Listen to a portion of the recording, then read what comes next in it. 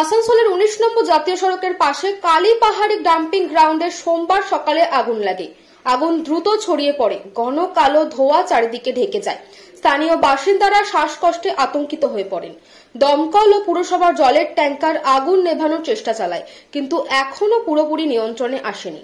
ধোঁয়ার কারণে জাতীয় সড়কে যান চলাচল ব্যাহত হয়। 40 বছর ধরে জমে থাকা এই আবর্জনার কারণে ডাম্পিং গ্রাউন্ডটি পাহাড়ে পরিণত হয়েছে। হাওড়ার ডাম্পিং গ্রাউন্ডের ধসের পর এই আগুন বড় বিপদের আশঙ্কা করছে। আসানসোল পুর নিগম ও প্রশাসনের চেষ্টায় আগুন নেভানোর চেষ্টা চলছে এখনো।